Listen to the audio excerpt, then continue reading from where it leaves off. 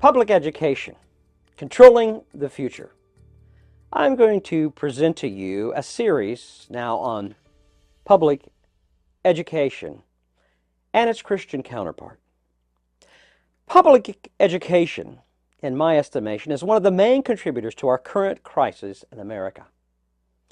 Public education is the Trojan horse that was brought into our country with the intention of destroying our Christian-based constitutional system of government.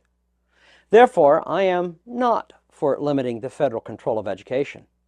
I am not for returning it to the control of the states. I am not for public education in any form. Now consider this.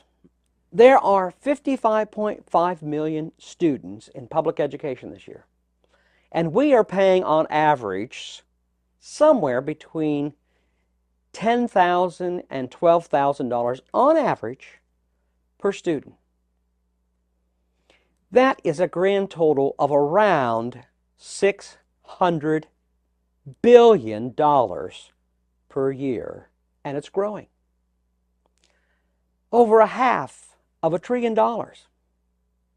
As I stated, I want the federal government out of education altogether. I want the state governments out of education altogether. So what do I really want? I want all public schools to be turned into private educational centers and supported through tuitions and private donations. However, it's not so much the money that is at issue.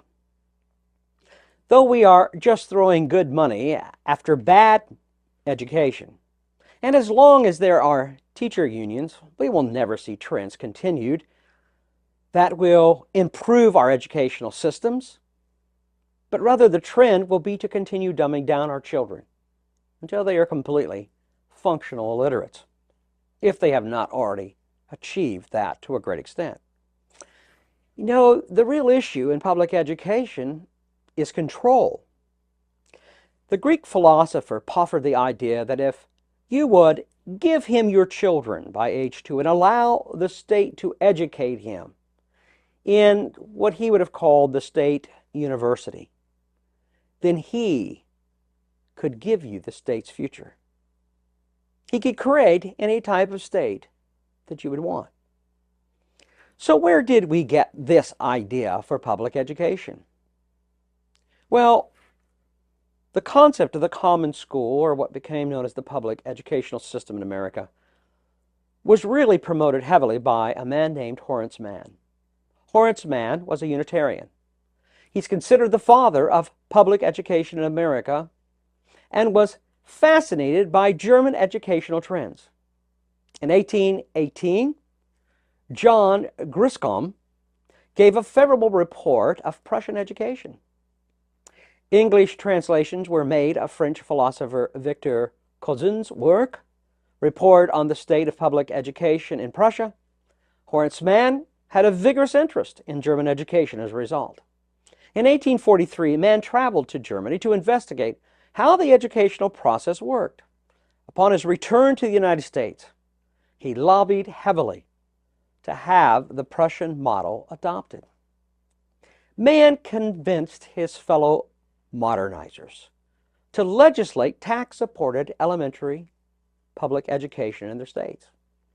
In 1852, Mann was instrumental in the decision to adopt the Prussian educational system in Massachusetts. Soon, New York State set up the same method as well, and then it was adopted in 12 different states on a trial basis, and many other states, in one form or another, began to propose the Prussian model of education. So what is the history and characteristics of Prussian education? During the 18th century, the Kingdom of Prussia was among the first countries in the world to introduce tax-funded, compulsory primary education, comprising an 8-year course in primary education.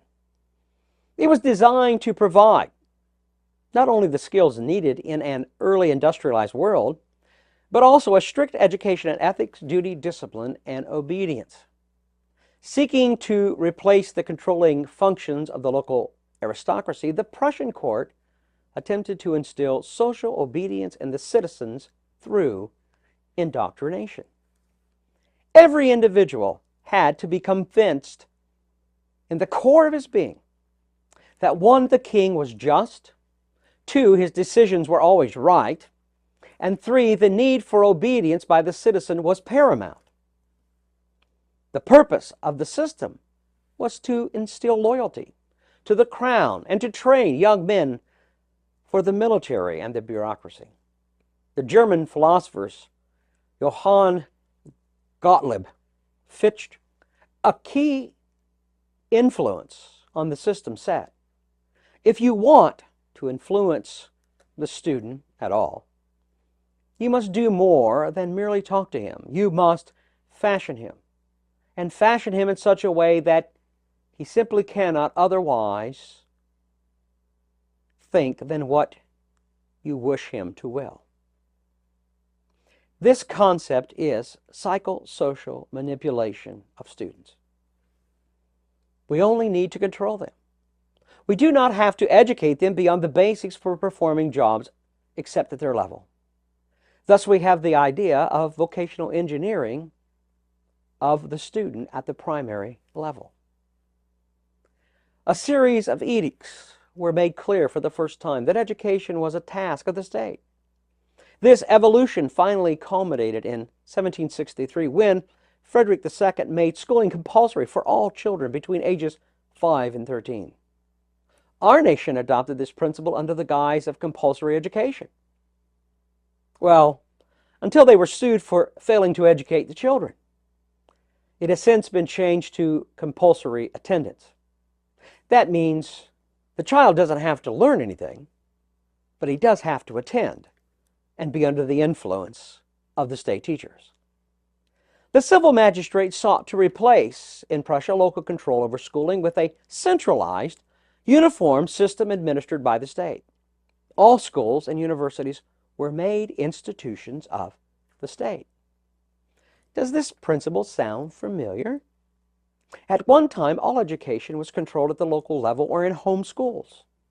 But eventually, in America, the schools were forced into statist control.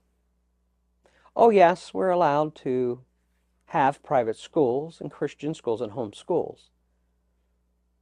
But the pretense for the public common educational system was to force all of its citizens into that socialist, statist system of education. The final concept in Prussia concerning its educational system was to establish an examination, and that was introduced in 1788, implemented in all of Prussian secondary schools by 1812, and extended to all of Germany in 1871. Passing the examination was a prerequisite to entering the learned professions and the civil service. In 1810, Prussia introduced state certification requirements for their teachers. Today, we have the same principles in effect. Our educational model was built on the Prussian system of education. It was from the beginning a statist idea for the control of its citizens. Now you know the history of where our public education comes from. In our next presentation, let us turn our attention to its implementation in America. But let us not forget Proverbs 14:34. Righteousness exalts a nation, but sin is a reproach to any people. And Psalm 9:17. The wicked shall be turned into hell, and all the nations that forget God.